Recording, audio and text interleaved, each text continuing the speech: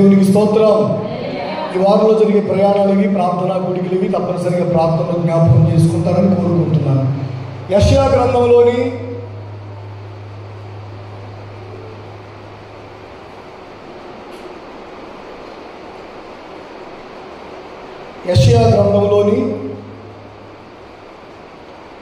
మొదటి అధ్యాయం 19వ వచనాన్ని చదువుకుందామని.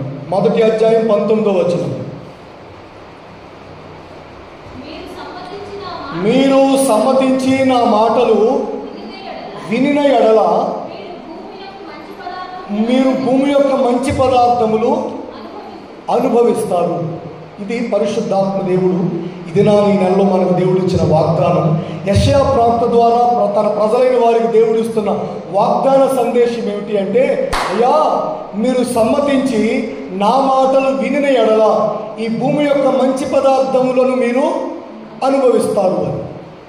జనరల్గా మనం ఆలోచన చేస్తే భూమిలో మంచి పదార్థాలు ఏమున్నాయి అసలు అంటే చాలా ఖనిజాలు ఉంటాయండి. చాలా విలువైనటువంటి ఖనిజ సంపద ఉంది. ఇంకా మనం చూస్తూ ఉంటే ఈ ప్లాటినం అని ఇంకా కొన్ని ఆ పదార్థాల కోసం ఇప్పుడు ప్రత్యేకంగా బాక్సైట్ కావాలని ఇంకా చాలా చిత్ర విచిత్రమైన కార్యక్రమాలు ఈ భూమి అంతర్భాగంలో ఉన్నాయి. దాని గురించి రష్యాలో కొంత మొక్కని అమెరికా కూడా ఇప్పుడు కొన్ని దశాబ్దాల కిందటే ఆ భాగాన్ని, ఆ దగ్గరగా ఉన్న భాగాన్ని, రష్యాలో ఉన్న భాగాన్ని కూడా అటుపక్క ఉన్న భాగాన్ని అమెరికా కొనేసింది. ఇంకా ఇప్పుడు ఎక్కడ ప్రాంతాన్ని అంటే ఇరాన్ ప్రాంతాన్ని, మరో ప్రాంతాన్ని ఈ పాకిస్తాన్ కూడా ఇప్పుడు అమెరికాకు సపోర్ట్ చేస్తే ఆ ప్రాంతాన్ని కూడా కొంచెం క్యాప్చర్ చేయడానికి ప్రయత్నిస్తుంది. ఏంటంటే ఏవో కొన్ని ముఖ్యమైన పదార్థాలు, మంచి ఖనిజ సంపద ఉన్నట్లుగా వీళ్ళంతా భ్రమిస్తా ఉన్నారు. దేవునికి స్తోత్రం. హల్లెలూయా, హల్లెలూయా. అయితే బైబిల్ ఏం చెబుతుందంటే, దేవుని మాటలు సమ్మతించి మనం ఆలకిస్తే, దేవుని మాటలు సమ్మతించి మనం వింటే కనుక భూమి యొక్క మంచి పదార్థాలు మనం అనుభవిస్తాం. దేవునికి స్తోత్రం.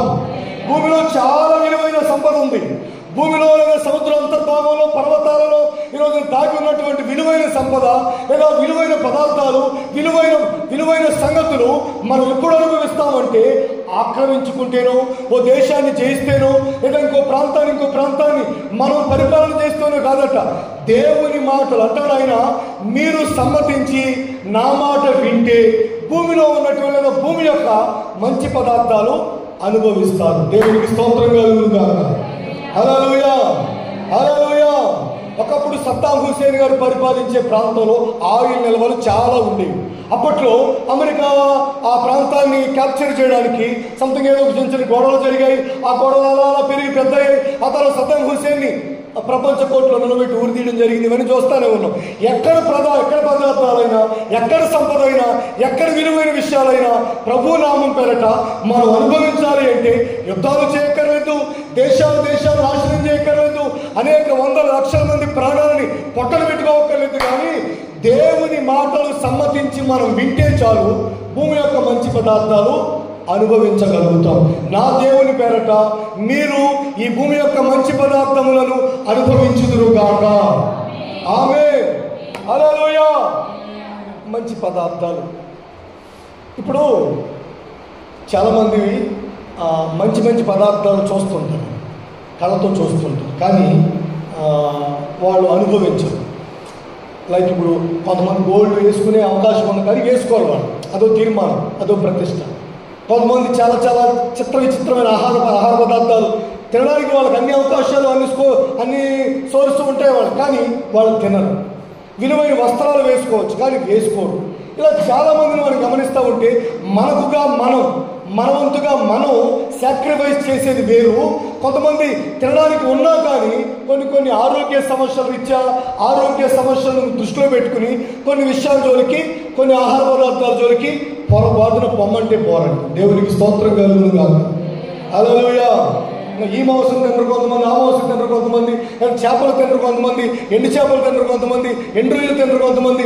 వాళ్ళని చూస్తూ ఉంటే చాలా హెల్త్ కాన్షియస్ పెట్టుకుని చాలా విషయాల గురించి జాగ్రత్త వహించి ఇది వస్తుందేమో, అది వస్తుందేమో చాలా కేర్గా ఉంటారు. దేవునికి స్తోత్రం కలుగును గాక.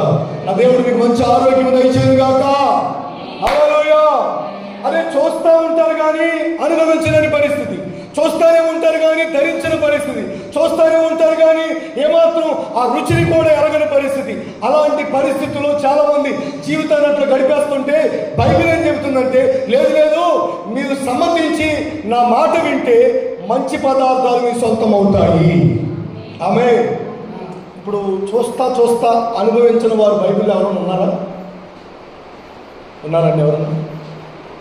ఇప్పుడు చూస్తూ కూడా ఏం చేయలేని పరిస్థితి, చూస్తూ కూడా దాన్ని అనుభవించలేని పరిస్థితులు ఎవరైనా ఉన్నారండి? ఎవరు గుర్తు రావట్లేదు? చాలా ఈజీగా అర్థమైపోవాలి మీకు అసలు ఇప్పటికే.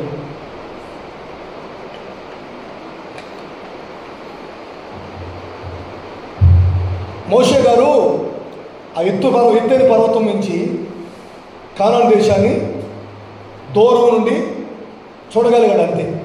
ఆ కానాను దేశంలో అడుగు పెట్టలేకపోయాడు. అహరోన్ గారు అయితే ముందే టపా కట్టేసాడు, ముందే ఖాళీ చేస్తాడు ఆయన. ఈ మోషే గారి చివరిలో కళ్ళ కనిపించిన దూరంలో ఉంది ఆ కానాను దేశం కనిపిస్తుంది, అల్లం దూరంలో కానాను దేశం కనిపిస్తుంది. అదే దేవుడు అనుగ్రహించిన శ్వాస. కళ్ళతో చూశాడే కానీ అటు అడుగు పెట్టడానికి వీలు లేకుండా పోయింది. ఈ దినాన మన జీవితంలో ఈ భూమి మీద మంచి పదార్థాలన్నీ కూడా మనం అనుభవించి తీరాలి అనేది దేవుని ఆలోచన, దేవుని ప్రణాళిక. దేవునికి స్తోత్రం, హల్లెలూయా. అయితే ఇక్కడ చిన్న లింక్ ఏంటంటే, ఏ మంచి పదార్థమైనా, అంటే పదార్థం అంటే తినేది అనుకోకండి. ఇప్పుడు మీరు ఏదో తినడానికి ఏదో భూమిలోంచి మన కోసం ప్రత్యేకంగా వస్తుందేమో, ఈ ఆరాధన అయిపోయేపు మన చేతిలోకి వస్తాయేమో అనుకోవద్దు. అలా కాదు.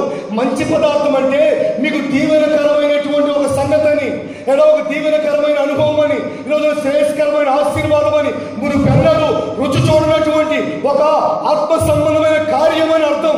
హల్లెలూయా. భూమి యొక్క మంచి పదార్థాలు అంటే దేవుని నామం పేరట మునిపెన్నడు చూడని, మునిపెన్నడు రుచి చూడని, మునిపెన్నడు మీకు తెలియనటువంటి ఓ ఘనమైన, దీవెనకరమైన, ఆశీర్వాదకరమైన, శ్రేయస్కరమైనటువంటి ఒక కార్యం నా దేవుడు మీకు అనుగ్రహించబోతున్నాడు. నమ్మిన వారు ఆమేన్ చెప్పండి.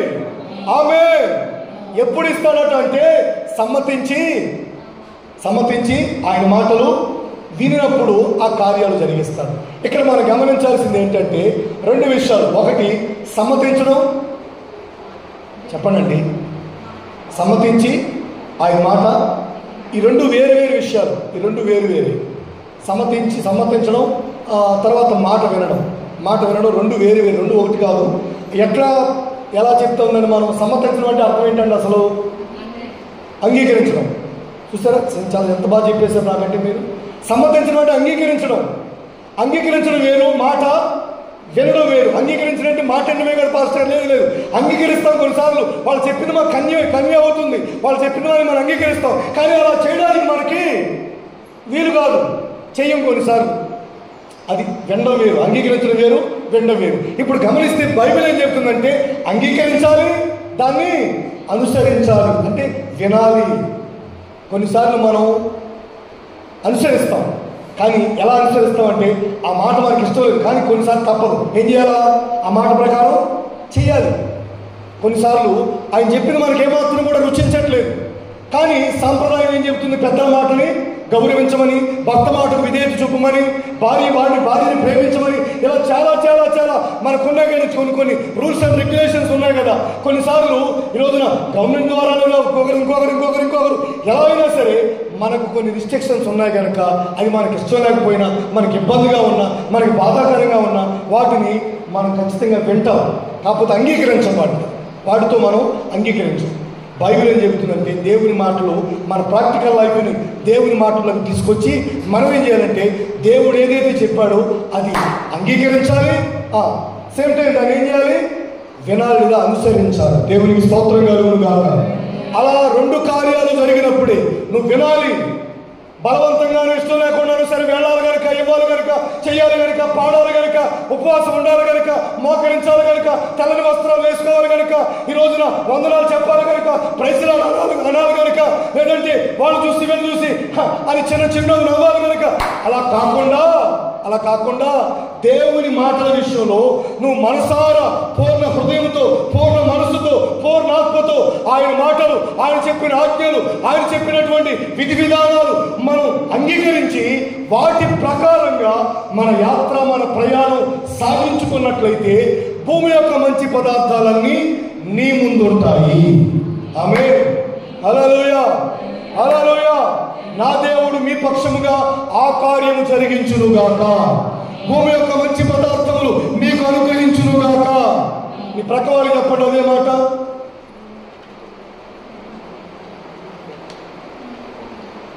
ఆలోచించండి. కొంచెం ఈ వాక్యాన్ని కొంచెం మనం ధ్యానించుకోబోతున్నాం. మొదటిగా మనం ఆలోచన చేస్తే రే కూర్చోరా, కూర్చోం.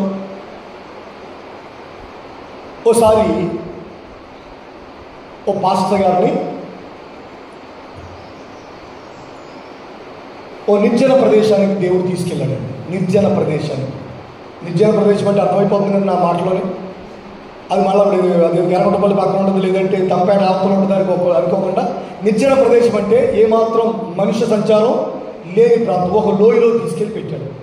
పెట్టిన తర్వాత అక్కడ ఏమంటాడు ఆయన అంటే, ఇదిగో ఇక్కడ నువ్వు ప్రవచనం ఎత్తి ప్రకటన చేయాల్సింది ఏంటో తెలుసా? ఓ ఎండిపోయిన ఎముకలారా అని నువ్వు ఎముకలతో మాట్లాడాలి ఇప్పుడు అంటాడు దేవాది దేవుడైన యెహోవా. ఈ అయ్యగారు, ఈ పాస్టర్ గారు మతి గారి పోయింది ఏమన్నా. నినివే ఆ యోహాన్ గారిని ఎక్కడ పంపించాడు? ఆ ఊరి నిండా చాలా లక్షల మంది ప్రజలు ఉన్నారు, అక్కడ పంపించాడు. నన్నేమో అసలు మనుషులు లేరు, కనీసం జంతువులు లేవు, ఇక్కడ ఎండిపోయినా ఎముకలు మాత్రమే ఉన్నాయి, ఇక్కడ తీసుకొచ్చి పెట్టాడు. మళ్ళీ తీసుకొచ్చి పెట్టిందే కాకుండా ఎముకలారా అని ఎముకలతో మాట్లాడమంటున్నాడు. ఈ రోజున సంఘం ఉంటే సంఘంతో మాట్లాడితేనే దిక్కు లేదు. ఈ రోజు విశ్వాసులైన వారు ఉన్నారు. విశ్వాసులైన వారికి ఎన్ని చెబుతున్నా ఈ రోజున చెవిటోడు చెవులు శంఖం ఊదినట్లుగానే ఉంటుంటే ఆ సంఘంలోనే విశ్వాసమే మాట ఇరికించుకోవట్లేదు, వాక్యం ఆలకించట్లేదు, విన్నాదాన్ని అనుసరించట్లేదు. ఇది వస్తున్నారు వెళ్తున్నారు. అలాంటిది ఎక్కడ తీసుకొచ్చి పెట్టి ఎముకలతో మాట్లాడమంటాడేంటి అన్నట్లుగా ఆయన ఏమాత్రం సందేహించలేదు. దేవునికి స్తోత్రం, హల్లెలూయా. దేవుడు ఎట్లయితే చెప్పాడో, దేవుడు ఎట్లయితే అగ్రెసివ్గా చెప్పాడో, ఏ కాన్ఫిడెన్స్తో దేవుడు చెప్పాడో అవే కాన్ఫిడెన్స్తో ఈ యెహెజ్కేలు అనే ప్రవక్త కూడా ఎముకలతో మాట్లాడడానికి సిద్ధపడిపోయాడు. ఏటితో మాట్లాడడానికి చెప్పండి, ఎముకలతో మాట్లాడడానికి సిద్ధపడిపోయాడు. మీకు చెప్పడానికి, మీకు వినడానికి చాలా చిన్న విషయం అనిపిస్తుంది, కానీ ఎముకలతో మాట్లాడడానికి ఎంత గట్స్ ఉండాలండి, అసలు అతనికి ఎంత విశ్వాసం ఉండాలి. మీకు బాగా చెప్పాలి అంటే, బాగా అర్థం కావాలి అంటే దేవుని మాటలు ఇతను ఏం చేస్తున్నాడంటే మొట్టమొదటిగా సమ్మతిస్తున్నాడు. దేవునికి స్తోత్రం, హల్లెలూయా. అంగీకరించే అనుభవం చూడండి, అంగీకరించే అనుభవం ఉంటే ఆ తర్వాత వాటిని అనుభవించగలుగుతాం. దేవుని సన్నిధిలో ఈ దినాన లేఖన భాగాలు నీకేం చెబుతున్నా, వాగ్దానాలు నీకేం చెబుతున్నా, ఉపదేశం నీకేం చెబుతున్నా, తెల్లవారుజామున ప్రార్థనలో దేవుడి నీతో ఏం మాట్లాడుతున్నా, రాత్రి ప్రార్థన చేసుకుని నిద్రపోయిన తర్వాత దేవుడి దర్శనం ద్వారానో కళ ద్వారానో దేవుడి నీతో ఏం మాట్లాడుతున్నా వాటిని 100% ఏం చేయాలి? సమ్మతించాలి, లేదా విశ్వసించాలి. అయ్యా 120,000 మంది కంటే ఎక్కువ మంది ప్రజలు అక్కడ ఉన్నారు. నాకు నినివేలో లక్షల మంది ప్రజలు ఉన్నారు. వాళ్ళ దగ్గరికి వెళ్ళి మాట్లాడమంటే యోనా గారు వెళ్ళాడండి? వెళ్ళాడా? వెళ్ళలేదు. అసలు వినిపించుకోలే. ఈయన అట్లా మాట్లాడతాడు. తీరా అక్కడికి వెళ్ళిన తర్వాత మనం 4 మాటలు చెబుతాం. 4 మాటలు చెప్పగానే వాళ్ళంతా వాక్యంతో రగిలిపోయి ఉద్యమం తెచ్చుకుని ఆత్మతో నింపబడి ప్రభువా అంటూ ఆకాశపు చేతులెత్తి ప్రార్థన చేసేస్తారు. చేసేసిన తర్వాత ఈయన మళ్ళా మాట మార్చేస్తాడు.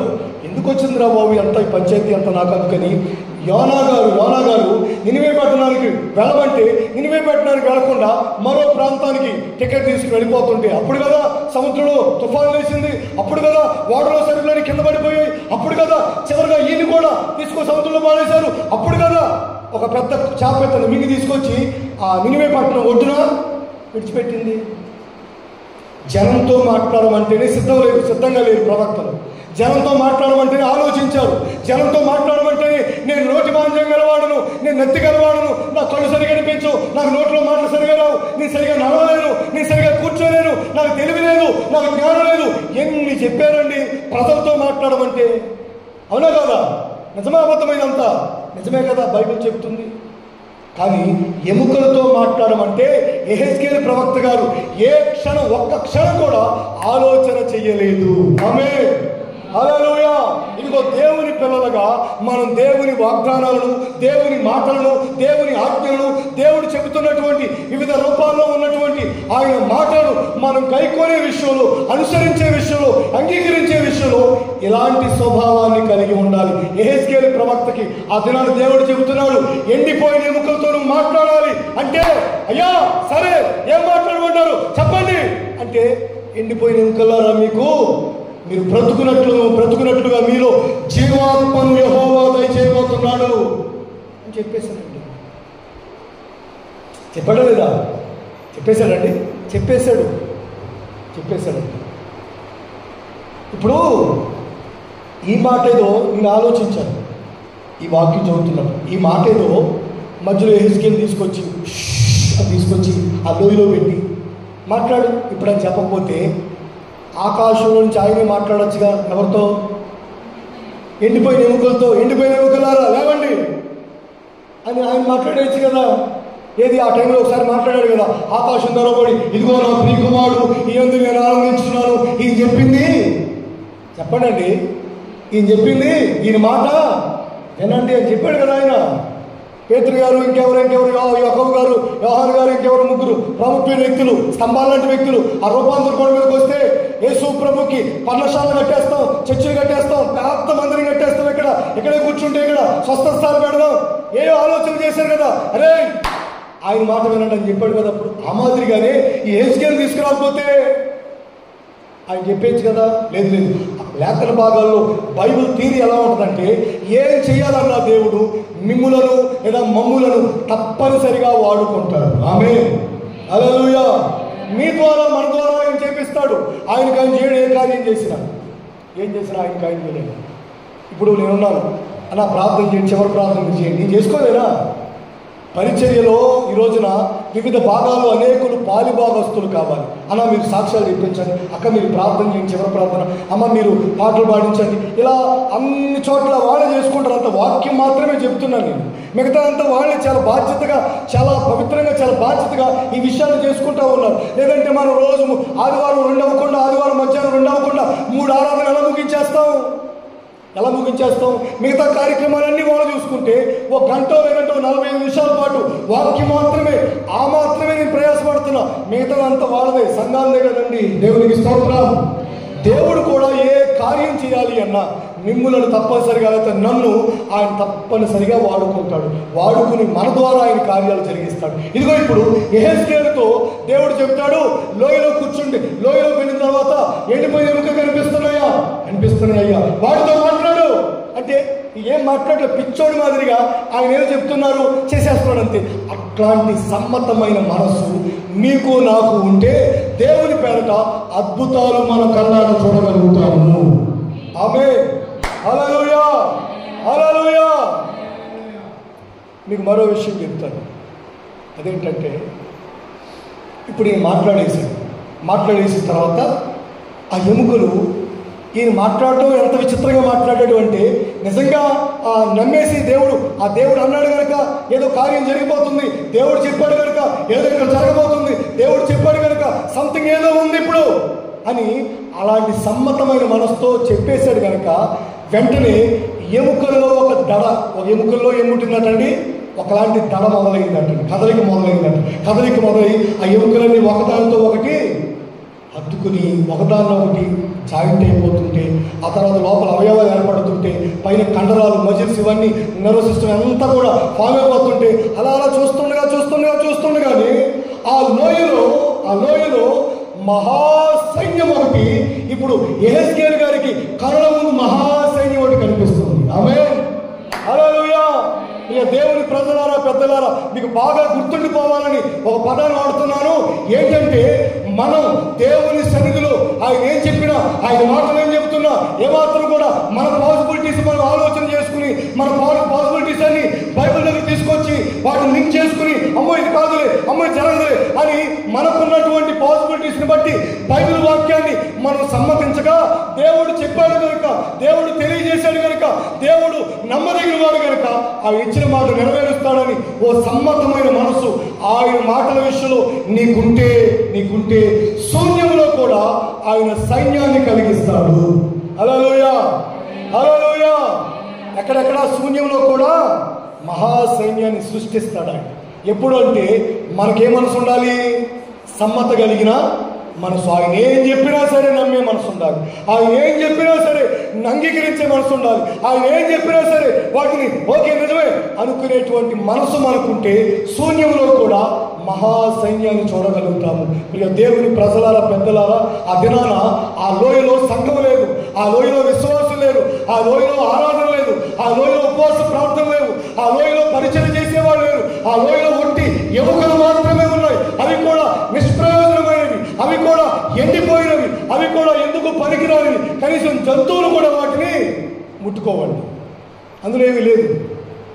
అలాంటి వాతావరణంలో దేవుని మాటను బట్టి దేవుడు ఏం చేయమంటే ప్రవచనమంటే ప్రవచనమెత్తి ప్రకటించమంటే ప్రకటించి దేవుడు ఏం చెప్తే అంటే ఆయన మాటలు వింటున్నాడు.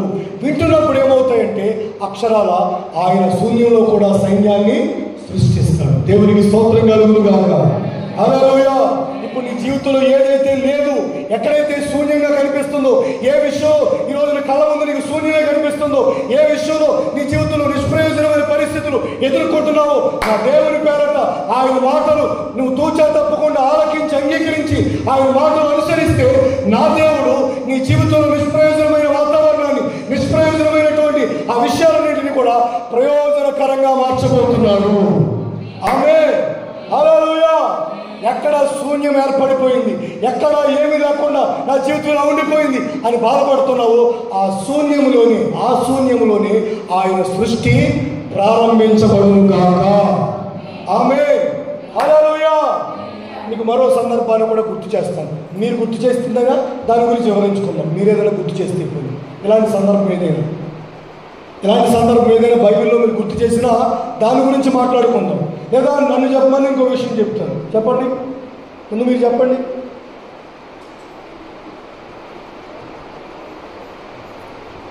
హల్లెలూయా.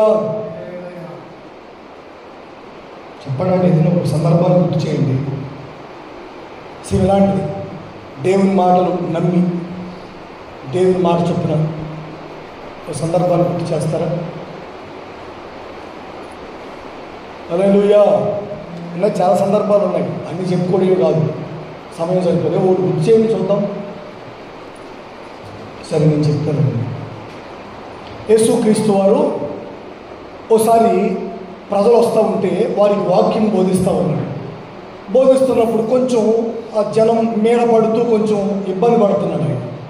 ఇప్పుడు చూడండి, రోప్ పార్టీ అంటారు. ఏది నాయకులు బయటకు వచ్చినప్పుడు ఒక తాడు పట్టుకుని చుట్టూ ఎంతమంది ఉంటారు, అలా ఉంటారండి.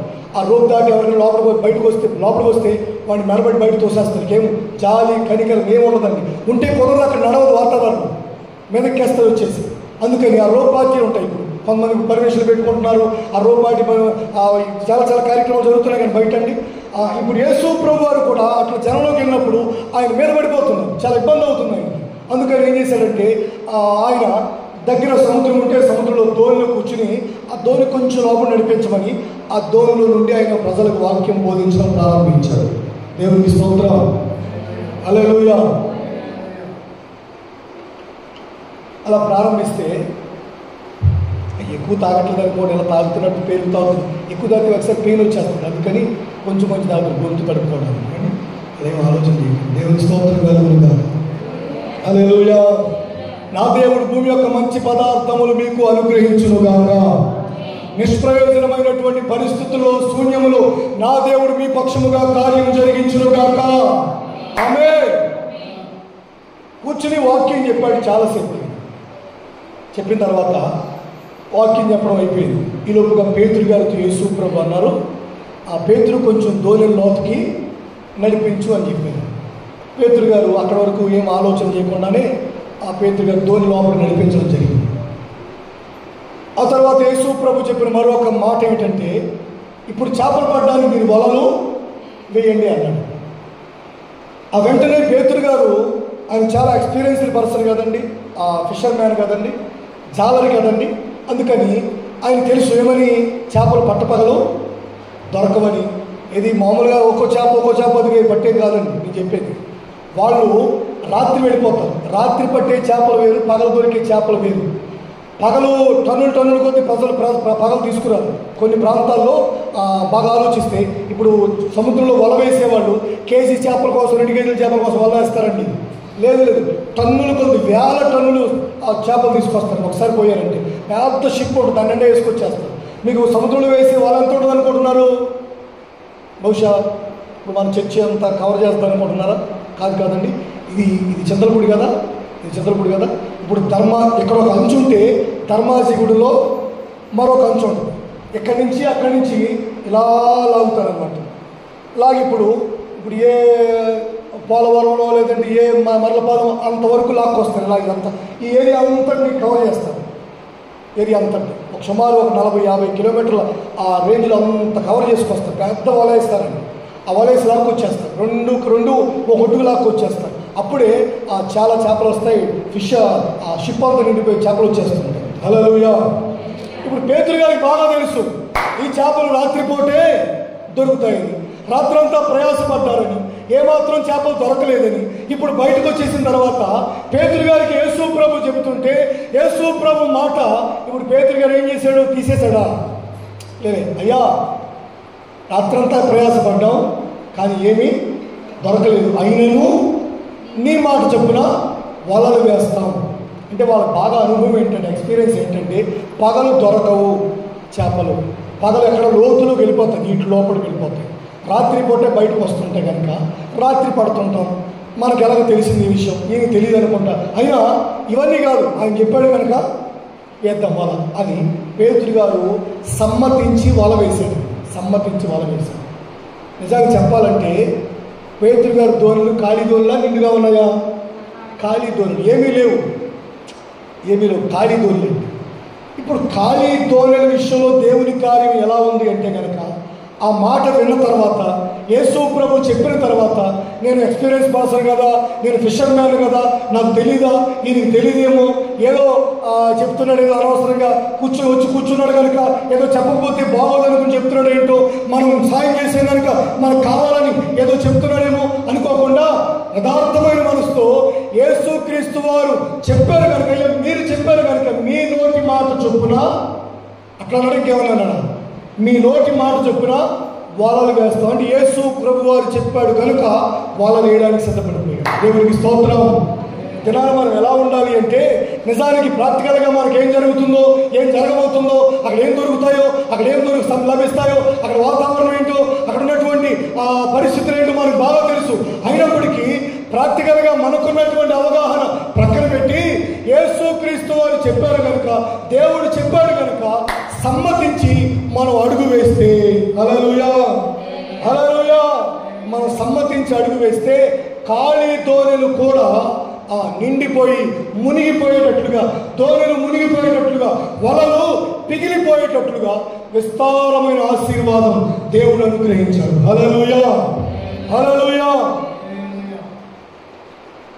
నా ప్రియ సోదరి సహోదరులారా, దినాన లేఖన భాగాలు మనం ఇలా చూసుకుంటే అనేక మంది దేవుడు చెప్పిన మాటను బట్టి వాళ్ళు ఏం పొందుకున్నారు అంటే బలమైన ఆశీర్వాదాలు, ఘనమైన కార్యాలు వాళ్ళు అనుభవించారు. ఈ దినాన ఖాళీ ధోరణి ఏమీ లేని పరిస్థితి అయినా సరే నీ వ్యక్తిగత జీవితంలో దేవుని మాటతో నీవు అడుగులు వేస్తే, దేవుని మాట చొప్పున నువ్వు ప్రయాణం ప్రారంభిస్తే నీ జీవితం ఖాళీగా ఉంది, నీ కుటుంబం ఖాళీగా ఉంది. ఈ రోజున నీ చేతి పనులు ఖాళీగా, అన్ని చోట్ల ఎక్కడో ఇంకా గ్యాప్ అలానే ఉండిపోయింది, ఆ గ్యాప్ ఫిల్ అవ్వట్లేదు.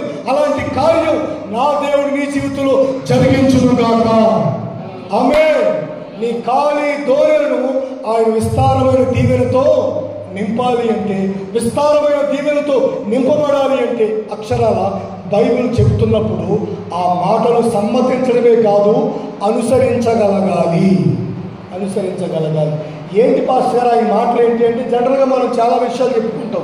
ఈరోజు మందిరానికి వచ్చే విషయం కానివ్వండి, దేవునికి ఇచ్చే విషయం కానివ్వండి, ప్రార్థన చేసే విషయం కానివ్వండి, ఉపవసించే విషయం కానివ్వండి, సహోదర ప్రేమ విషయంలో, నశించిపోతున్న ఆత్మల గురించిన భారం విషయంలో అనేక విషయాలు బైబిల్ మనకు ఏదైతే బోధిస్తుందో వాటన్నిటినీ కూడా అక్షరాల మనం సమ్మతించి అంగీకరించి అనుసరిస్తే అక్షరాల భూమి యొక్క మంచి పదార్థాలు మనం తప్పక అనుసరిస్తాము, అనుభవిస్తాము. ఆమేన్. హల్లెలూయా.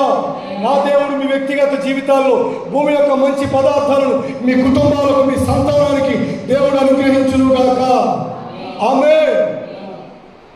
సందర్భం గుర్తు చేస్తానండి. అదేంటంటే, ఇశ్రాయేలీలు కానాను దేశం నుంచి అండి ఐగుప్తు దేశం నుంచి కానాను దేశానికి యాత్ర ప్రారంభించారు కదా. అప్పుడు వీళ్ళు దేనికో సనుక్కున్నారు, దేనికో కొంచెం బాధపడ్డారు, కొంచెం హర్ట్ అయ్యారు, చాలా బాధపడ్డారు. దేని గురించి అండి? మాంసం లేదండి. అంతే కదండి, క్లియర్గా ఉన్నారు కదా. మాంసం గురించే వాళ్ళు బాధపడింది, మాంసం గురించే వాళ్ళు సనుక్కుంది, మాంసం గురించే కొనుక్కున్నారు. ఇంకా చాలా చాలా చాలా ఇబ్బంది పెట్టారు. అది మొహమాటం లేకుండా మాట్లాడేశారు కూడా. మాంసం దగ్గర ఎవరు మొహమాట పడరండి. ఇప్పుడు అలా బాధపడినప్పుడు దేవుడు ఏమిచ్చాడు వాళ్ళకి? గొర్రెలండి, పూరేడు ఇచ్చాడు. అంతకుముందు ఏం తిన్నారు? మన్నా తిన్నారు. మన్నా గురించి బైబిల్ ఎక్కడ రాయబడింది? పరలోకపు దేవదూతల ఆహారం అని బైబిల్ కీర్తనలో ఉంటుందండి. అంటే దేవదూతలు తినే ఆహారం. చూసారండి, దేవదూతలు తినే ఆహారం. ఇప్పుడు సెలబ్రిటీస్ ఏ రైస్ తింటారు? మనం యూట్యూబ్లో లేదంటే గూగుల్లో సెర్చ్ చేస్తున్నాం. వాళ్ళు ఏం రాసుకుంటారు, వాళ్ళు ఏం తింటారు, అసలు వాళ్ళు ఎలా ఉంటున్నారేంటి? ఇప్పుడు దేవదూతలు తినే ఆహారాన్ని దేవుడు తీసుకొచ్చి సెలబ్రిటీస్ విషయం పెద్ద వదిలిపెట్టేయండి, పెద్ద విషయం కాదు వాళ్ళు తినే తిండి. దేవదూతలు తినే ఆహారాన్ని ఒకప్పుడు దేవుడు భూమి మీదకి ఇజ్రాయిల్కి ఇచ్చాడు. ఇప్పుడు ఇడ్లీ కానీ లేదా ఏమంటారు, ఆయుకుడు అంటారండి. ఐడియా ఉందండి ఆయుకుడు అంటే? ఆయుకుడు కానీ తేనెలో ముంచుకు తింటే బాగుంటుందా బాగోదా? చెప్పండి. లేదా ఏరుశనగపూడి చట్నీ చెప్పండి, శనగపూడి చట్నీ, లేదా ఆ చట్నీ, ఈ చట్నీ, అల్లం చట్నీ, బెల్లం చట్నీ కాకుండా తేనెలో ముంచుకుంటే శ్రేష్టమైందేనా? ఇప్పుడు ఈ తేగలు ఉంటాయి, తేగలు మంచిగా ముదురుగా తయారైన తేగలు ఉంటాయి కదండి, వాటిని చక్కగా ఒలుచుకుని ఆ తేనెలో ముంచుకు తింటే బాగుంటుందా బాగోదా?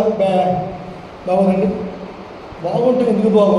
బొరగుంజులు ఉంటాయా? బొరగుంజులు తెలుసండి? తాటికాయ తేగ వచ్చేదాన్ని ముందుగా కొడితే అందులో బొరగుంజులు ఉంటాయి స్వీట్గా. అట్లాంటి వాటిని తేనెలో ముంచుకు తింటే, ఇప్పుడు తేనెలో ముంచుకు తినేటువంటి అప్పాల్లా ఉంటుందట. ఏది? మన్నా.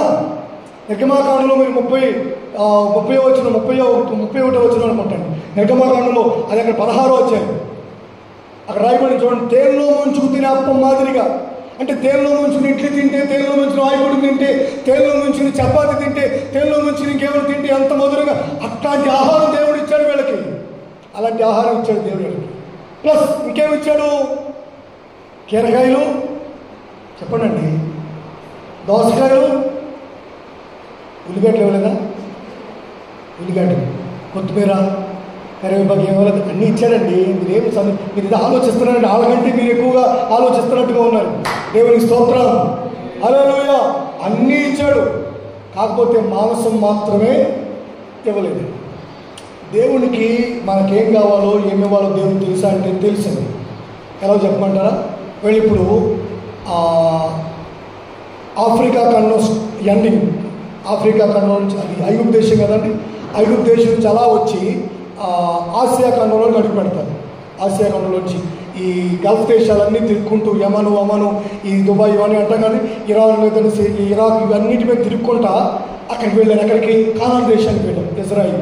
ఇంచుమించుగా ఇప్పుడు ఈ గల్ఫ్ కంట్రీస్ అన్నీ కూడా బాగా సస్యశ్యామలంగా 4 పంటలు పండే ప్రాంతాలండి.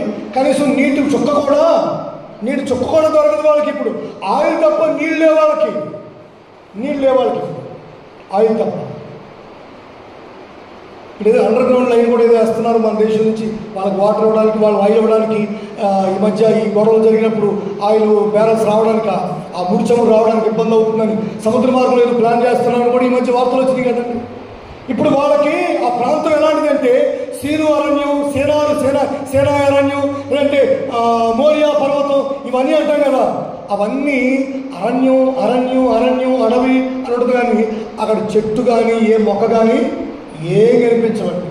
నల్లగా మసిబొగ్గులా ఉండే రాళ్ళు కనిపిస్తాయి, పర్వతాలు కనిపిస్తాయి. అదొలాంటి వికృతమైనటువంటి అదో రూపం, అదో రంగు, అలాంటి భయంకరమైన సెలవులే ఉంటాయి అక్కడ.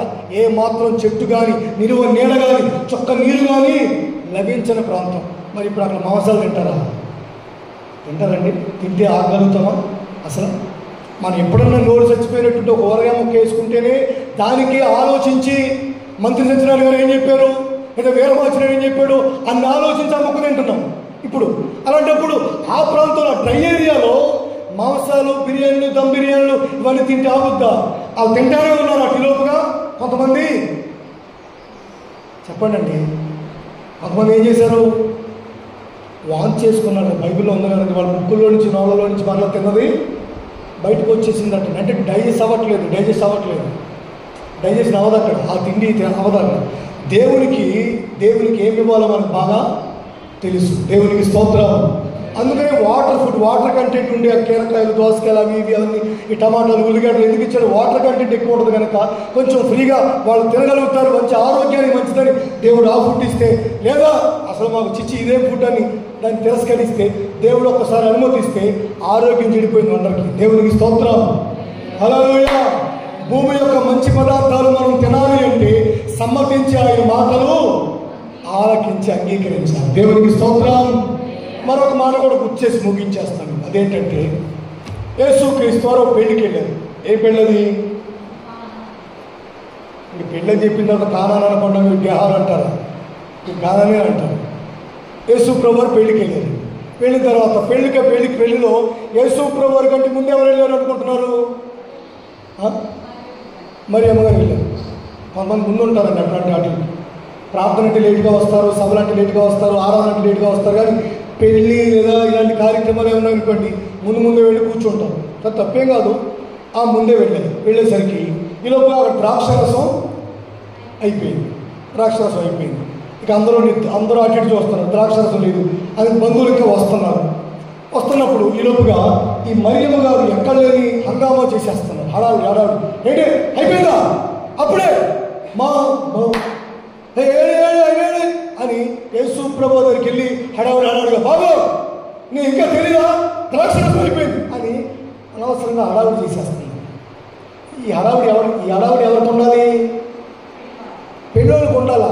ఆ పెళ్ళి సంబంధించిన వాళ్ళు ఎవరో ముఖ్యమైన వాళ్ళు, అమ్మాయి తరపులు ఆ రిసెప్షన్ ఎవరు ఏర్పాటు చేశారు, అమ్మాయి ఇక్కడికి వచ్చిందో అబ్బాయి అక్కడికి వెళ్ళాడు, ఎఫ్సెచ్చారు మొత్తం మీద వాళ్ళకు ఉండాలి హడావుడి.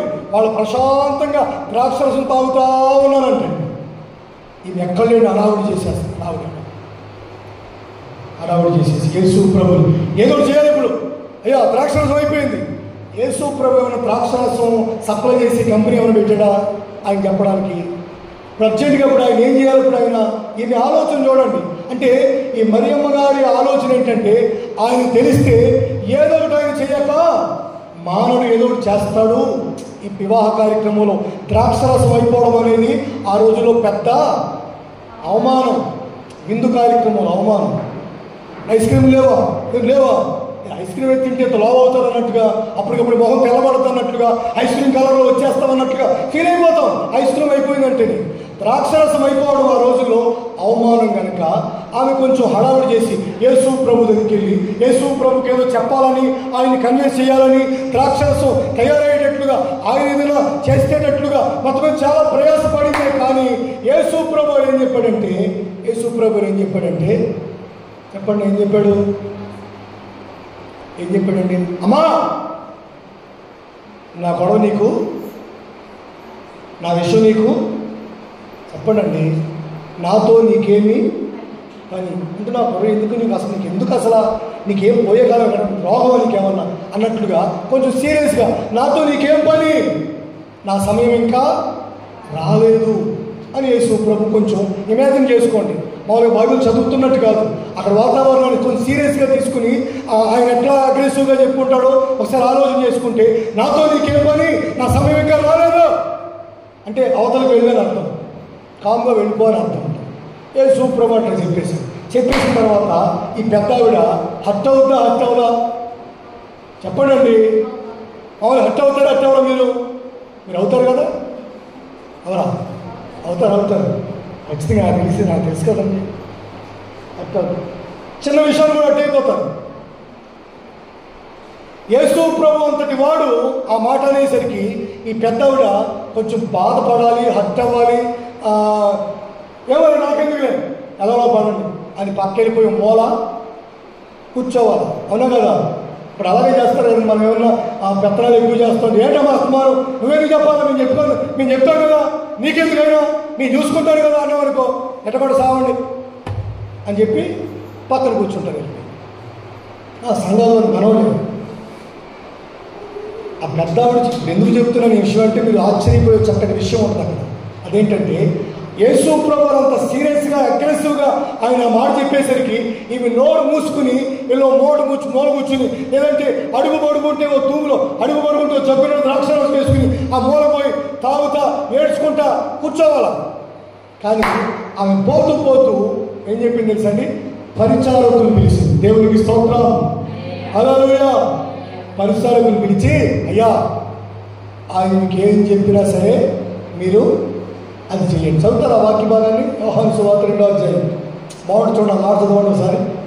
మనం చాలాసార్లు చదువుకుంటాం కానీ ఈ కోణంలో ఆలోచించి ఉన్నాం. యోహాను సువార్త 2వ అధ్యాయం 5వ వచనం కూడా చూడండి. ఆయన తల్లి పరిచారకులను చూసి మీతో చెప్పింది చాలు. ఇప్పుడు ఆయన చెప్పింది విన్నాడా? యేసు ప్రభు విన్నాడండి? వినలేదు. ఇప్పుడు ఆమె ఏం చేసిందంటే పరిచారకులకి ఏం చెప్పిందంటే ఆయన ఏం చెప్తాడో సమ్మతించి ఆయన మాట వినాలి అని మొదలు చదువుకున్నాం కదా. ఇప్పుడు ఈ పెద్ద ఆవిడ అదే చెప్తుంది వాళ్ళకి, మీరు ఆయన మీకేం చెప్పినా సరే వినండి. అంటే తల్లి గారి కొన్ని మనసులో ఉన్న ఆలోచన ఏంటంటే ఆయన ఏదోటి ఇప్పుడు చెప్తాడు, ఆయన ఏదో చెప్తాడు, ఆయన ఏదో చేస్తాడు. ఇప్పుడు వీళ్ళకే చెప్తాడు, వీళ్ళ వినరేమో, మనం ఆలోచిస్తారేమో, ఇదేంటి ఇదేంటి అని పాసిబిలిటీస్ అన్ని ఆలోచించుకుంటూ కూర్చుంటారేమో ఈ సోంబేరిగాళ్ళు అని యేసుక్రీస్తు వారి తల్లి ఆ పరిచారకుని పిలిచి, అయ్యా ఆయన మీకేం చెప్పినా సరే చెయ్యండి. దేవునికి స్తోత్రం. ఏ తలకాయ లేకపోతే 3 సామెత తెలుసండి. ఏ తలకాయ లేకపోతే ఎద్దు తలకాయ అయినా అంటే దాని అర్థం ఏంటంటే పెద్ద తలకాయ ఒకటి ఉండాలి అని. దేవునికి స్తోత్రం కలుగును గాక. హల్లెలూయా. ఇంట్లో దేవుడు మీకు ఏ రకంగా పెద్దలు ఇచ్చాడు.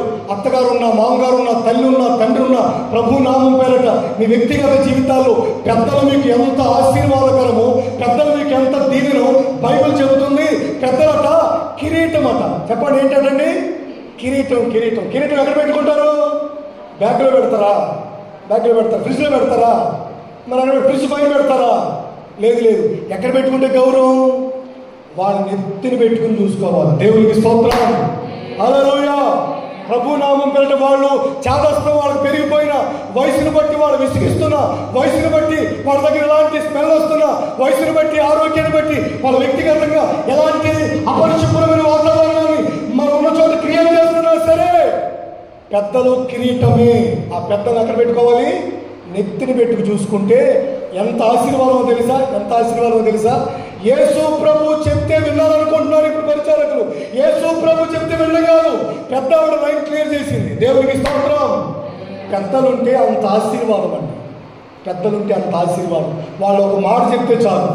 మనం 10 మాటలు చెప్పినా సరే అది వేరు. వాళ్ళు ఒక మాట చెప్తే ఆ మాటకి పరిచారకులు ఏమైపోయారు? ఆయన మీతో చెప్తాడు, ఆయన చెప్పినట్టు మీరు చేయండి అని చెప్తే ఓకే వాళ్ళు అంతే. చూసారంటే పెద్దలు అంత ఆశీర్వాదకరం. దేవుని ప్రజలారా, పెద్దలారా, నాకున్న పెద్దలైనా మీకున్న పెద్దలైనా దేవుడు మనకి ఎలా దేవుడు ఏ రూపంలో ఎలా దేవుడు మనకి పెద్దలు ఇచ్చినా ఆ పెద్దల్ని మనం నెత్తిని పెట్టుకుంటే మనకి ఎంత గౌరవం తెలుసా? కిరీటం నెత్తిని పెట్టుకుంటేనే గౌరవం. కిరీటం ఉన్నంత మాత్రం గౌరవం కాదు. అది ఎక్కడ ఉండాలో అక్కడే ఉంటే అంటే పెద్దలు మీరు నెత్తిని పెట్టుకు చూసుకోండి. నా దేవుని పేరట మీ వ్యక్తిగత జీవితాలు మరింత ఆశీర్వాదకరంగా ఉంటాయి. ఆమేన్, హల్లెలూయా. ఏమాత్రం విసిగిపోవద్దు, వాళ్ళతో ఏమాత్రం గుసగుసలాడుకోవద్దు, ఏమాత్రం సనుకోవద్దు, ఏమాత్రం కూడా వాళ్ళని బట్టి మనసులో బాధపడద్దు, ఏమాత్రం కూడా మనసులో వాళ్ళని అసహించుకోవద్దు. ఇంకో మనిషి అయితే, ఇంకొకరైతే కనుక అలా చీకొట్టినందుకు బయటికి వెళ్ళి ముందు, నాతో నీకేం పని, నా సమయం ఇంకా రాలేదు అన్నంత కోపంగా యేసు ప్రభు అన్నందుకు ఆమె మారు మాట మాట్లాడకుండా మూల కూర్చుని వెళ్ళేవాళ్ళు ఆపేసి, వచ్చేవాళ్ళు ఆపేసి, ఇచ్చేవాళ్ళు ఆపేసి, సంఘం చెడగొట్టి సంఘాన్ని గలిపే చేసి, ఆ మధ్య ఒక మన ధైర్యం కదా మన సంఘంలో ఒకప్పుడు అలా సంఘాన్ని పాడు చేసేసిందంటే పాడు చేయలే, పోతూ మూల కూర్చోవడానికి పోతుందో, మరి ఎక్కడ పోతుందో, పోతూ పరిచారకులు పిలిచి, ఎంత మేలండి పెద్దలుంటే, దేవునికి స్తోత్రం, హల్లెలూయా అని చెప్పింది కనుక వాళ్ళు ఏం చేసి యేసు ప్రభు పిలిచినప్పుడు వచ్చారు. వచ్చిన తర్వాత ఆ బాగా నీళ్లు నింపమన్నారు. ఎందుకంటే ద్రాక్షరసం లేదు అన్నారు వాళ్ళు, అనలేదు. బాణంలో ఏం చేశారు, నీళ్ళు పోసేశారు. నీళ్ళు పోసిన తర్వాత ఇప్పుడు తీసుకొచ్చి యేసు ప్రభు అక్కడికి వచ్చి అలా చేయబెట్టి అందులో ఏలు పెట్టి ఓ భీమ్ అని అన్నాడండి, ఏమన్నా టచ్ అన్నాడండి, ఏమన్నా అట్లా అనలేదండి. అరే అవి తీసుకెళ్ళి అందరికీ సర్వ్ చేసేయండి అన్నాడు, అంతే. టచ్ అవ్వలేదు. మీరు అందులో మీరు ఏలు పెట్టండి, నేను ఇక్కడి నుంచి ప్రార్థన చేస్తా, అందరూ చేయి పట్టుకుందాం, చివరి చేయి అందులో పెట్టండి. ద్రాక్షలో చేయి పెడతారు మళ్ళీ తాగడానికి చిరాకుగా.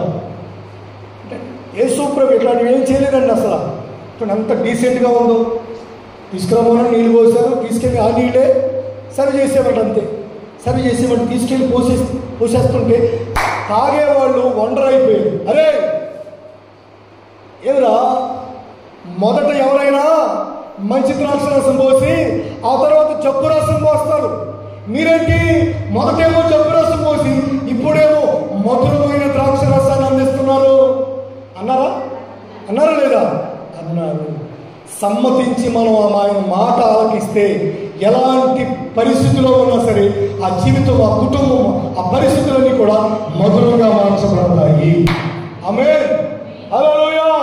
నా ప్రియ దేవుని ప్రజలారా, పెద్దలారా, నీ జీవితంలో ఎక్కడ ఈ రోజున ఒట్టి ప్రయోజనం లేని, నిష్ప్రయోజనమైనటువంటి నీరులాగా, లేదా ఏమాత్రం కూడా ఉపయోగం లేని ఈ రోజున ఖాళీ ప్రాణంలాగా, ఈ రోజు ఒత్తి నీటిలాగా ఎక్కడ నీ పరిస్థితి ఉండిపోయిందో ఆ నీటిని కూడా ఆయన ఏం చేస్తాడంటే, నువ్వు సమ్మతించి మాట ఆలకించే వ్యక్తివైతే, సమ్మతించి ఆయన మాట వినే వ్యక్తివైతే అక్షరాల నీ జీవితాన్ని ఆయన మధురంగా మార్చగలిగిన వాడు. ఆమేన్, చెప్పండి గట్టిగా చేతులెత్తి హల్లెలూయా. 3 విషయాలు ఆలకించాం. సమ్మతించి మాట వింటే శూన్యంలో కూడా సైన్యం తయారవుతుంది, సృష్టించబడుతుంది. సమ్మతించి మాట ఆలకిస్తే ఖాళీ తోనెలు కూడా మునిగిపోయేంతగా సమృద్ధి దేవుడు అనుగ్రహిస్తాడు. 3వదిగా సమ్మతించి మాట ఆలకిస్తే ఒట్టి నీటిని కూడా ఆయన మధురమైన ద్రాక్షరసంగా మార్చేస్తాడు. నా దేవుడు ఈ కార్యాలు మీ జీవితాల్లో జరిగించునుగాక. ఆమేన్, హల్లెలూయా. ఎక్కడ వారు అక్కడ తల వంచండి, ప్రార్థనలోకి వెళదాం.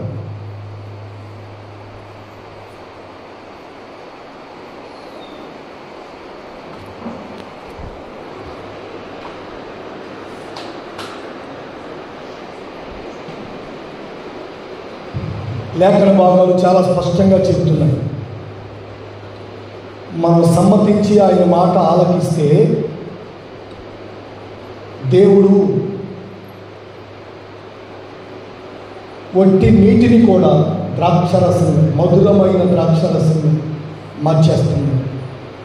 నువ్వు సమ్మతించి ఆయన మాట వినాలి. ఆయన చెప్పినట్లుగా నీ వ్యక్తిగత జీవితాన్ని నడిపించుకోవాలి. అంగీకరించడం వేరు, అనుసరించడం వేరు, 2 వేరు. నీ జీవితంలో 2 కార్యాలు కూడా జరగాలి. అంగీకరించాలి, అనుసరించాలి. బైబిల్ ఏం చెప్తున్నా ఆ వాక్యాన్ని నీ వ్యక్తిగత పర్సనల్ లైఫ్లో తీసుకొచ్చుకుని పాసిబిలిటీస్ ఏమో ఆలోచించుకుని, పాసిబుల్ అయితే ఓకే, ఇది ఇంపాసిబుల్ అనుకుంటే వదిలేయడం కాదు.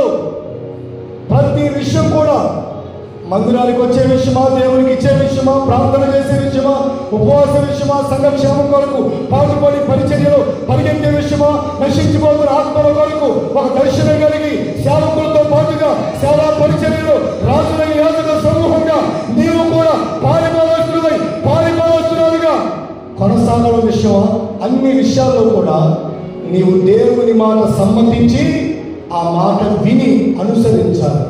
అప్పుడు నీ జీవితంలో ఎప్పుడూ చూడనటువంటి ఓ నూతనమైన కోణం, ఎప్పుడూ చూడనటువంటి ఒక కొత్త రుచి, మునిపెన్నడూ ఎరుగనటువంటి ఒక ఘనమైన కార్యం నీ జీవితంలో జరుగుతుంది.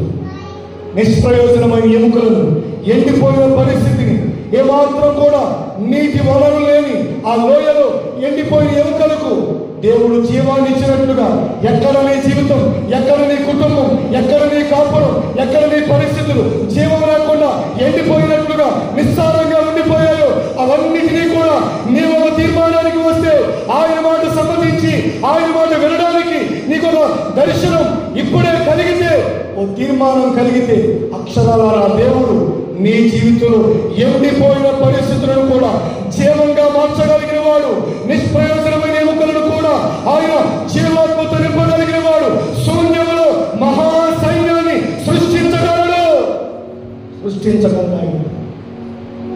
రెండవదిగా నువ్వు గమనిస్తే, ప్రియ దేవుని ప్రజలారా, పెద్దలారా, ఆ రోజున ఖాళీ తోని లేదు. అప్పటికే విసికి వ్యాసాలిపోయిన జీవితం, ఎంత ప్రయాసపడినా రూపాయి కనబడని పరిస్థితి, ఒక్క చేప దోనిలో పడని పరిస్థితి. ఆ రాత్రంతా ప్రయాసపడ్డారు, కానీ నిష్ప్రయోజనమే, ఉపయోగం లేకుండా పోయింది. ఎప్పుడైతే దేవుని నోటి మాటను బట్టి అడుగులు వేయడం ప్రారంభించారు, ఎప్పుడైతే లేఖన భాగాలను బట్టి వాళ్ళ యాత్ర ప్రారంభించారు, ఎప్పుడైతే దేవుని ఆజ్ఞలను, దేవుని మాటలను అనుసరించడానికి అంగీకరించారో, ఆ వెంటనే సముద్రంలో ఒక క్రియ జరగడం ప్రారంభమైంది. వలలు విస్తారమైన చేపలతో నిండిపోవడం ప్రారంభమైంది. ఆ వెంటనే ఆ చేపలని దోణులు నింపబడిపోయాయి. దోణులు మునిగిపోయినట్లుగా, వలలు పిగిలిపోయినట్లుగా దేవుడు ఖాళీ దోణులను కూడా విస్తారమైన చేపలతో నింపినట్లుగా నీ జీవితం ఖాళీగా, ఎంటీగా, ఏ మాత్రం సంతోషం లేని పరిస్థితుల్లో కొనసాగుతుందా? ఈ దినాన్ని ఈ మాటలు అంగీకరించు, దేవుని మాటలు విశ్వసించు, ఆయన మాటలు సమ్మతించు. అక్షరాల ఈరోజు నీ జీవితం, ఖాళీగా ఉన్న నీ జీవితం ఓ కార్యం జరుగును గాక, ఖాళీగా ఉన్న నీ కుటుంబంలో ఓ కార్యం జరుగును గాక, ఖాళీగా ఉన్న నీ బ్రతుకులో నా దేవుడు కార్యం జరిగిస్తాడు. నీవు ఆయన మాటలు సమ్మతించి వింటి. మూడవదిగా మామూలు నీరు. నిజానికి మామూలు నీరు కూడా ఆ పానంలో లేదు. తీసుకొచ్చి పరిచారకులు ఆ మాట చొప్పున నీళ్లు పోశారు. తల్లి చెప్పిన మాటను బట్టి నీళ్లు పోస్తే ఆ నీరేమైందో తెలుసా? మధురమైన ద్రాక్షరసం. నువ్వు ఆయన మాటలు ఆలకిస్తే నీ దగ్గర ఏది ఉన్నా సరే దాన్నే దేవుడు మధురంగా మారుస్తాడు. ఎక్కడో దాన్ని తీసుకురావడం కాదు, నీ చేతిలో ఏదున్నా సరే దాన్ని ఆశీర్వదిస్తాడు. నీ చేతిలో ఏదున్నా సరే దాన్ని దీవిస్తాడు. నీకున్న దానితోనే నీ జీవితాన్ని ఆశీర్వాదకరంగా, ఆహ్లాదకరంగా, మధురంగా మార్చగలిగిన వాడు నేను ప్రకటిస్తున్న ప్రభువు యేసుక్రీస్తు. నువ్వు ఆయన మాటలు సమ్మతించి వింటే ఈ 3 కార్యాలు జరుగుతాయి. ఈ 3 కార్యాలు నీ జీవితంలో జరుగుతాయి. నా దేవుని పేరుతో సమర్పణ కలిగిన సేవకుడిగా మనసారా నేను కోరుకుంటున్నాను, ఈ మాట్లాడకిస్తున్న మీ అందరి జీవితాలలో నా దేవుడు ఈ భూమి యొక్క మంచి పదార్థములను మీకు దయచేయునుగాక, మీకు అనుగ్రహించునుగాక.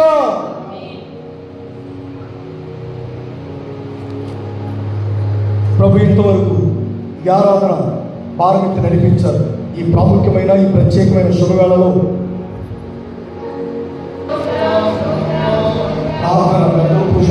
ప్రార్థన చేస్తారు. ప్రార్థన చేసుకున్నాం. కరుణా కనకట్ట మా పరిశుద్ధుడా, నా పరలోక రాజ్యాన్ని స్తోత్రాలు ఆయన ఈ ఆరాధనంతలో ఆరంభం నుంచి ఇప్పుడు ముగింపు వరకు మీ కృపామిషాన్ని తోడుగుంచారు, ఆస్వాదించారు. బిడ్డలైన పాటలలో వర్షాలు ముట్టి నాన్న మహిమ తెచ్చుకునే స్తోత్రాలు. ఆయన మళ్ళా మీ దాసులు నిలబడి మాట్లాడారు ప్రభు. ఆయన మీ దాసులు వేకువజామున చేసే ప్రభు, ఆయన ఆశను కూడా ప్రాంతానికి వెళ్ళి ఆయన అక్కడ నాయన మళ్ళీ అక్కడ ఆ సమయాన్ని అప్పగించి మళ్ళా ధర్మాజిగూడెం సమయాన్ని అప్పగించి ప్రభు మళ్ళీ ఎక్కడికి వచ్చి ప్రభా మీ సన్నిలో మీ దాసులు నిర్మల మాట్లాడే చూద్దాం నాయన మీ దాసులు మాట్లాడే మాటల ప్రభు వారి ముఖ కాంతులు మీరు మాట్లాడే మీ స్తోత్రాలు ఎత్తబడిన వాక్యం అపాధి ఎత్తుకుని పోకుండా ప్రభు నాయన 3 అంశాల మీద మీ కుమారుతో మీరు మాట్లాడే మీ స్తోత్రాలు ఏన్న వాక్యాన్ని ప్రభు మా ప్రతి ఒక్క హృదయంలో ముద్రించబడి అది భద్రపరచబడి అది నీరు కట్టబడి అది ఫలించే భాగ్యన ప్రేమను కృపను మా దయచేయని మీ స్తోత్రాలు ఆయన మీ పాదాలు కొన్నాళ్ళు చెల్లిస్తున్నాం మీ పాదాలు స్తోత్రాలు చెల్లిస్తాం మీ దాసుడు ప్రభు కష్టపడే ప్రభు ఆయన మీ వాక్య పరిశుద్ధ ప్రభు అనేక పాత్రలకి మీ స్వార్థను బోధిస్తుండగా ఆయన ఇంకా ప్రభు మీ కుమారుడు మీ సన్నిధిలో పడుకొని అనేక ఆత్మల కొరకు వారణ కలిగి అనేక మంది ప్రభు మీ పరలోక రాజ్యాన్ని వాసం చేయటకు మీ కృపా మీ సన్నిధిని మీ దాతులకు స్తోత్రాలు మీ దాతులకి నాయన మంచి ఆరోగ్యమైన శక్తిని ప్రేమను కృపను కుమ్మరించి దీవించమని ఇంకా సేవ పరిచయాలు విస్తరించి మీరు అక్కడికి సిద్ధపడి నాయన అందరినీ మీ తొట్టి తిప్పి భాగ్యాన్ని ప్రేమను కృపను మీ దాసు దయచేయమని ఈ చిన్న మనం ఆలకించమని నా ప్రభు మీ పిరికుమ్మడు యేసునామమున ప్రార్థిస్తున్నా మా పరమ తండ్రి ఆమేన్. మన తండ్రి అయిన దేవుని ప్రేమ, కుమారుడైన యేసుక్రీస్తు వారి కృప, పరిశుద్ధాత్మ దేవుని సన్నిధి సహవాసం ఇప్పుడు ఎల్లప్పుడూ సకల పరిశుద్ధులకు ఈ ఆరాధన కార్యక్రమంలో పాలు పొందిన వారికి బ్రాంచ్ సంఘాలకు ఆయన కృపా సమాధానములు సదా తోడై ఉండి భూమి యొక్క మంచి పదార్థములు మనకు అనుగ్రహించును గాక. ఆమేన్. చెప్తామండి చేతులెత్తి హల్లెలూయా, హల్లెలూయా, హల్లెలూయా. అందరికీ వందనాలండి, పెద్దలకు వందనాలు.